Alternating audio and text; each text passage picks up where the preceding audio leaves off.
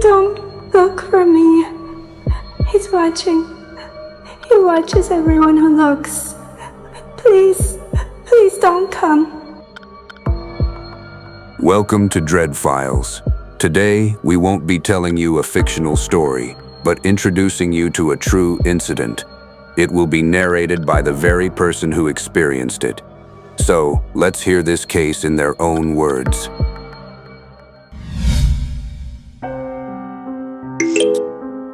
I didn't know that night would be the last normal moment of my life. You're probably thinking, this is just another horror story, something made up for the internet. I understand. I really do. I wish it was. My sister's name was Sarah. Was. Is.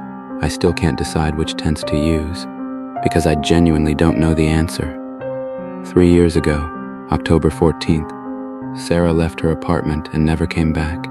Her car was still in the parking lot. Her purse was still on the kitchen counter. Her phone was never found. The police searched for 3 weeks.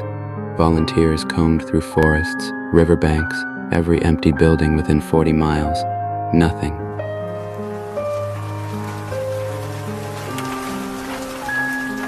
When someone disappears like that, without a trace, without a reason, the world goes quiet in this strange way.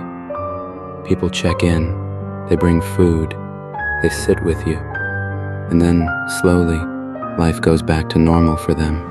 Not for you. For you, it's 3 a.m. every single night. It's her old hoodie you still keep in your drawer because it used to smell like her, until one day it didn't anymore, and that's when you break all over again. 3 years of that. For 3 years, I did one thing every single day. I called her number.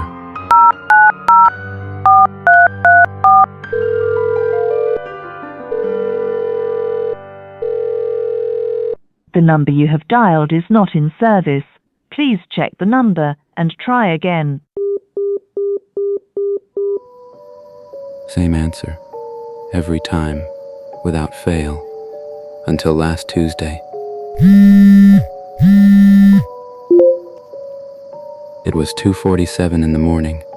I was sitting in my kitchen. I don't sleep much anymore. And my phone lit up. One new voicemail. I looked at the sender, Sarah. Her name, her number, the number that had been disconnected for 3 years. My hands were shaking so badly I dropped the phone twice before I could unlock it. I told myself it was a network glitch, a wrong number, some technical error, anything. I pressed play. Don't look for me. He's watching.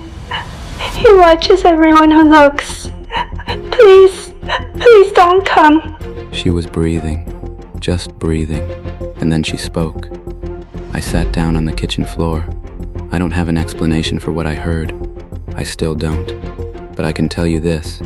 That was Sarah's voice. I would know my sister's voice in a room full of 1,000 people, and she was terrified.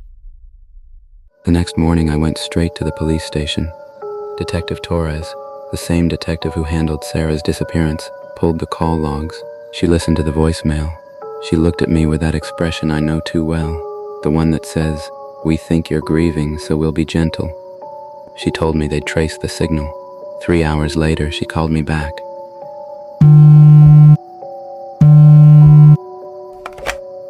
The call doesn't exist in our system. There's no record of any transmission from that number, technically. That call never happened. My phone showed the call. My voicemail had the recording, but their servers had nothing. I went home and I listened to that voicemail 40 times. On the 15th listen, I noticed something. In the last fraction of a second before the recording cuts, after Sarah says don't come, there's another sound, a man's breath. Not background noise, not static. Someone was standing right next to the microphone, and he wanted me to hear him. Please, please don't come.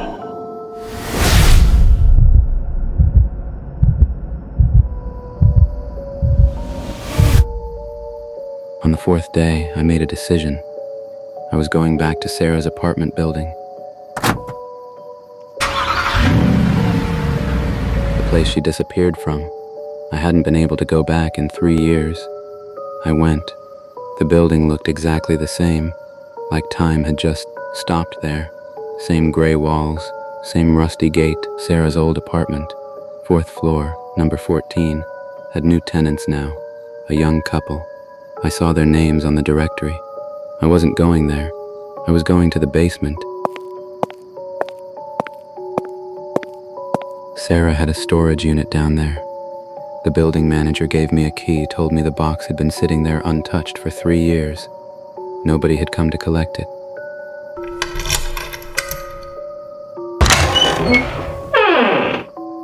It was dark inside where I turned on my phone flashlight. Old bikes, stacked boxes, normal storage stuff. Sarah's box was in the far corner, her handwriting on the side. I stopped when I saw it. Before I even touched it, I noticed the box was open, just slightly, like someone had lifted the lid recently and hadn't put it back properly.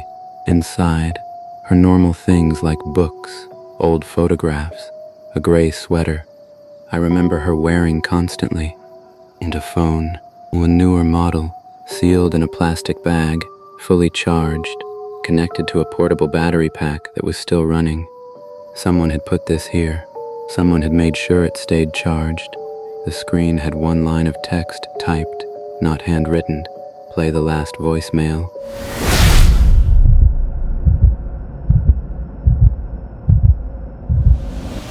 I took out my own phone, opened the voicemail and pressed play.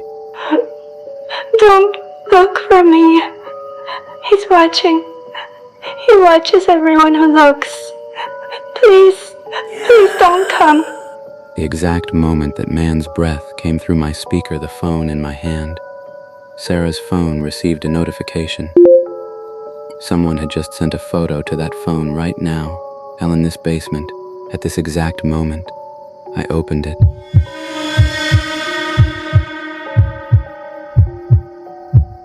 It was a photo of me, taken from behind, in this basement just seconds ago. I spun around so fast I knocked the box off the shelf. No one was there, but the photo was real.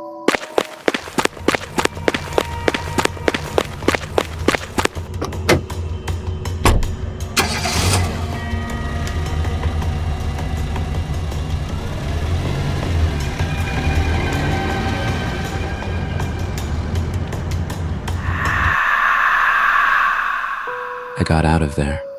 I took the phone with me. I know I should have left it for the police. I know that. But I couldn't think straight. Back home, every light on, every curtain closed. I checked that phone properly. One contact saved. No name, just a number. No call history, no messages. Nothing except that one number and the photo of me. I zoomed into the photo. In the background, behind the shelving units, standing in the dark, there was a face of a male, eyes wide open, staring directly into the camera. Like he knew I would zoom in and look for him, like he wanted me to see him. I called the number.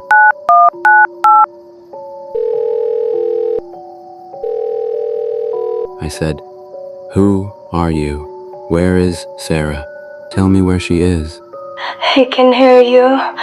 Don't talk. Please stop looking. I don't know where Sarah is. I don't know who that man is. I don't know how any of this is happening. Technically, logically, scientifically, there is no explanation. But I'll tell you one last thing. This morning, on my car windshield, there was a note, typed in same font, same format as the message on Sarah's phone. "You've been looking. Now he knows you're looking. Now he watches you too." It's Sarah's numbers again. No way I'm going to answer it. I shit. Don't please not again.